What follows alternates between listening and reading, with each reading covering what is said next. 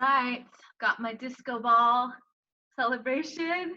How are you celebrating at home? We met our goal, everybody. We met our goal. It's amazing. Thank you so much. I am so overjoyed by the amount of support that has come pouring in for Pacific Ballroom Dance. It's amazing. It's humbling. It's joyful.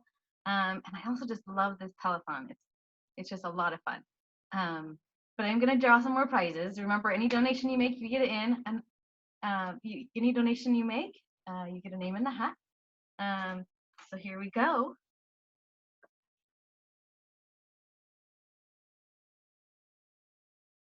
Oh, I dropped it.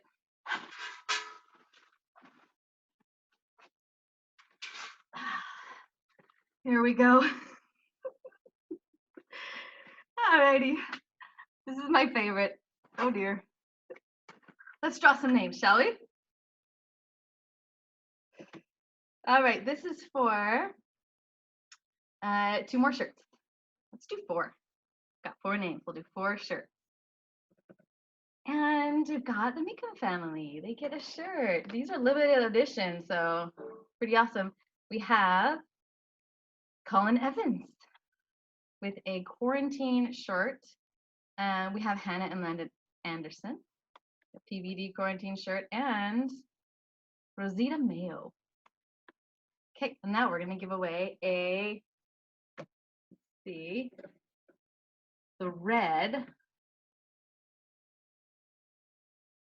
bedazzled face mask. Here we go. Who's going to be the lucky winner? All right, Asli Yurtialpan, and probably a good chance I didn't pronounce that right. I'm very sorry, but you won this amazing face mask, and I'm going to contact you, and then I'm going to learn how to pronounce your name correctly. But maybe I got it right. You never know. Congratulations, you won this amazing face mask. All right, very cool. So we're ready to transition over to our next interview. Let's have Heather Longhurst welcome in, and then you guys can have your own little party celebration. All right, Anne, I could watch you in that hat all day long. So thank you for that. And I am so lucky to be able to welcome Andrew Lear to our telethon today. Hello, Andrew. Hello. Can you see me okay? Everything's good? I can see you. I can see you. So I want to okay, good. quickly introduce you. So Andrew Lear is an entrepreneur and finance expert, currently in the process of launching an amazing new company. He is in his 2nd term on PBD's Board of Trustees and is currently serving as our board chair. So did I get that mostly right, Andrew? Sounds right. Okay. Sounds right. Okay, so let's dive in. Andrew, you were a sports guy growing up. That's correct. So tell us how you came to be passionate about ballroom dance. Well, that's a great question. So we were first introduced to Pacific Ballroom through a babysitter of ours, Tanya Milburn, who was a dancer at PBD. Mm-hmm. She invited us to come to the annual concert, oh my goodness, around 2004, 2005 time frame, I want to say, 15 years ago or so. We went to the concert. I think Diamonds Are Forever was one of the numbers, I think, that I remember that stuck out. And we as a family were just completely awed by the beauty, the professionalism, the detail that went into each of those numbers. And it absolutely struck a chord with my eldest son, James. And immediately thereafter, he started, I think it was Barefoot Ballroom, and sort of progressed all the way through to winning, I think, a couple of national championships in smooth. And they won the national championship with the medley, which still ranks as my all-time favorite, though they're all wonderful, of Rain of Fire in 2016. So that's how we came to know it. And I think it's just one of the most beautiful art forms. And I'm just moved every time I see, the year-end concert and what it can do for young people. What I say today when I invite people to come to the annual concert is, if you would like your faith restored in the youth of this country and its future, you come to that, because it is such a beautiful, moving, incredible number. So that's how it's been. And 15 years later, here we go. I'm still here, trying to help it move forward. Awesome. So you mentioned James. Was Mhm. there a moment as a parent that you saw a change or a spark in James as a result of his participation at PBD? Well, let's see. There were lots of moments, but I would say the biggest one was when we had the news crew come to the studio, I think on a Saturday morning, and he was actually interviewed. And I think he was in the fourth or the fifth grade. You remember that? And the word that he used was flabbergasted. Well, I remember, I can't remember the name of the newscaster that interviewed him, but I remember her coming over to me afterwards and saying, James is good TV. Yeah. So yeah, so I remember that. And I saw just the enthusiasm with which he responded to, to the questions about it, his enthusiasm for dance. And there were moments along the way, I think when he participated in, there was another video that was put together that he was part of, promoting ballroom dance, I think for a charitable organization. I can't remember the name of that one, but all along the way, it just resonated with him. And I'm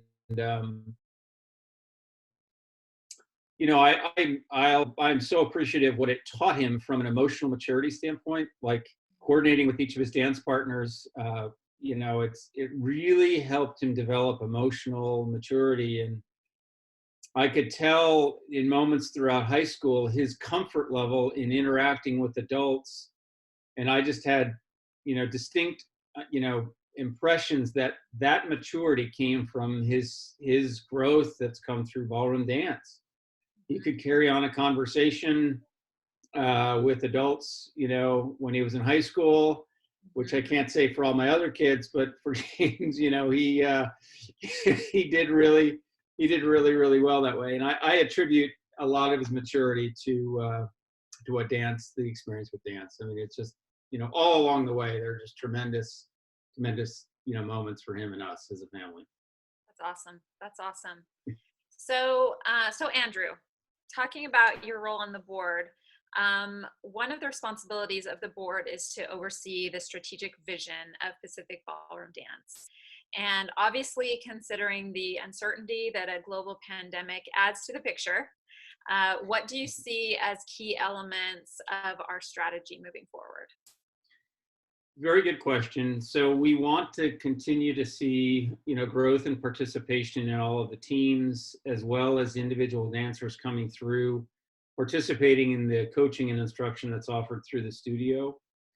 So, one of the things that we've talked about since I've been on the board is the importance that dancing classrooms has played to Pacific Ballroom in a number of areas, but specifically to providing greater exposure to ballroom dance to greater numbers of kids, and the reciprocal of creating interest in kids within the community to come to Pacific Ballroom. And so that strategy has largely worked. We've had a number of kids that have come in through dancing classrooms. The chance is, strategically, when you think what ballroom dance can do for young people, we want to be able to continue to expand the programs to impact the greatest number of kids possible, while still maintaining the professionalism that's part of what makes Pacific Ballroom unique. But key elements of that strategy are financial viability, which is why we're doing this webathon, but then also a good pipeline of students and dancers that come through, as well as a good core of instructors and administration to ensure the program, is viable for many generations into the future. One of the key challenges with many nonprofits is what's called the founder syndrome, where it's very difficult for the organization to move beyond the founder's sort of influence, and we are deeply grateful for Sherry and for what she's done. But I think this is a rare instance where the vision of Pacific Ballroom, its mission and values, have continued to thrive without, one particular individual sort of carrying the day.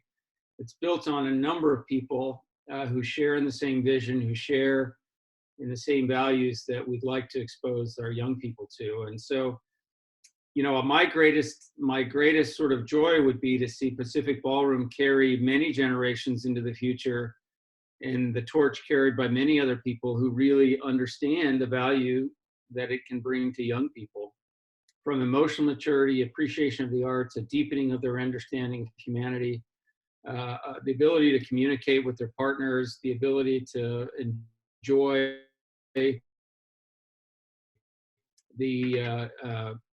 performing arts and the impacts that those can have in society at large. We're often sort of fretting about society at large and what are sort of the antidotes to what's happening. And I actually believe what my mom always used to teach me, and that is embracing the arts is one of the best ways to really deepen our appreciation for other human beings. And Pacific Ballroom is exactly that. So strategy, we want to make sure this is good and available to young people for generations to come. Well, you just touched on kind of where I wanted to go next, because you and I have had conversations along these lines before, and but I would love for you to be able to kind of share your thoughts with everyone on what role that you think ballroom dance and maybe the arts in general will play in society's healing process from this pandemic. Yeah. So thank you, Heather. I mean, we as as human beings, we need contact with other people. There's no question about that. Plus, we need experiences that bring out the best in our nature. And the role that this ballroom dance, particularly because of the coordination that's required between two people, in creating something that is demanding and that at the same time that's incredibly beautiful and moving, is something that serves a purpose higher than just that act alone. It inspires people and it brings people joy and entertainment and satisfaction, and it enlarges your soul, for lack of a better sort of description. So coming out of this, one thing that I think we've collectively appreciated is that we need one another. We need to support one another. And, where else in society can you learn the need to coordinate, to have compassion, to understand, to develop all the things that society really needs in order to make things better. And I think ballroom dancing is exactly that. Exactly that. So that's why I think it's important that we, keep this viable for many generations to come. I agree. And so why should individuals and businesses continue to invest in Pacific Ballroom Dance? So if you are going to encourage somebody who might be tuning in today to our telethon, maybe they're still a little bit on the fence, not sure if they want to give to help move that thermometer up a little bit more, what would you say to them? Why is this a worthy cause? Yeah. So I would say that dollars invested, I'm a finance guy. I've been the CFO of a publicly traded company before. I understand return on investment. I understand how you look at investment. And what's missing often in society is return on investment to the development of people and human beings. We tend to assume that we're simply participants in some economic system, and that sort of should suffice. What we really need in society is greater compassion, greater understanding, greater appreciation for one another, greater appreciation for the world at large and the beauty that's around us. And so a return on an investment or a donation to Pacific Ballroom will yield, for years down the road, if not generations down the road, adults who have a better ability and maturity to interact in the adult world and provide, again, furthering of those values to the next generation. So it's something that returns, that investment and its returns will last a lifetime and potentially generations going forward. So it's difficult to measure in dollars and cents terms, but we know it's there. But really where it's there is just a more peaceful, a more sort of, integrated, more sort of cohesive society coming out. And the only way, I mean, kids and young people need to be exposed to experiences that will help them mature, help them communicate, help them develop skills that will, help them, facilitate their lives as adults. And I see wonderful things that happen to kids that come through Pacific Ballroom. Everybody, that's been on the webathon, I just love to hear their experiences that they've had and how it's impacted their life. So, to the folks who are potentially thinking about, contributing, this is an incredible organization with incredible people driven by great values that outlive each of us as individuals, but will help, future generations, down the road. So we would welcome, and society and these individuals and young people will really welcome your contribution to those ideals. Well, thank you, Andrew. Thank you for being here today, Sure. sharing your experiences and your perspective. I know that not all of our students and families get to hear from you as our board chair and kind of your thoughts and your ideas. And so I'm sure that they loved that chance to be able to get to know you a little bit better and to know that somebody like you is leading the board, and that we have just such a caring group of people overseeing this organization. So thank you. Thanks for being here. And thank you for we the will. chance. What? Sorry? Thank you for the opportunity. I appreciate it. It's great. Oh, you are very well welcome. done. All right. Have a great one. All right. See you guys. Thank you. All right. See you, Andrew. Bye. Yep, bye. Okay.